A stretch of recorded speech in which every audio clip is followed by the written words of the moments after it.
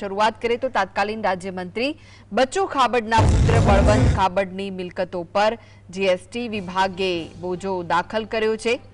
ગોધરા નજીક વાવડી બુજર્ગ વિસ્તારમાં બળવંત ખાબડની 4 મિલકતો પર બોજો દાખલ કરાયો છે।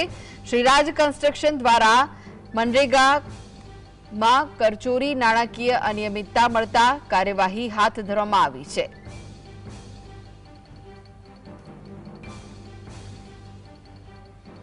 તો આ વિશે વધુ માહિતી માટે જોડાઈ ગયા છે સંવાદદાતા રવિ શું છે વધુ વિગતો આ સમગ્ર મામલે?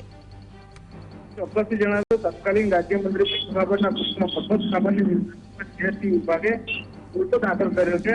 ગોધરા નજીક જે બાવડી બુજર્ગ વિસ્તારમાં જે 4 મિલકત આવી રહી છે તે મિલકત પર જે જીએસટી વિભાગ છે તેઓ દ્વારા બોજો દાખલ કરવામાં આવ્યો છે। ખાસ કરીને આ બોજો દાખલ કરવાનું કારણ જે રીતે બહાર આવ્યું છે જે શ્રીરાજ કન્સ્ટ્રક્શન છે તે મનરેગામાં કરચોરી અને નાણાકીય અનિયમિતતા મળી આવતા જે જીએસટી વિભાગ છે તેઓ દ્વારા કાર્યવાહી હાથ ધરવામાં આવી છે। જી આભાર માહિતી આપવા માટે।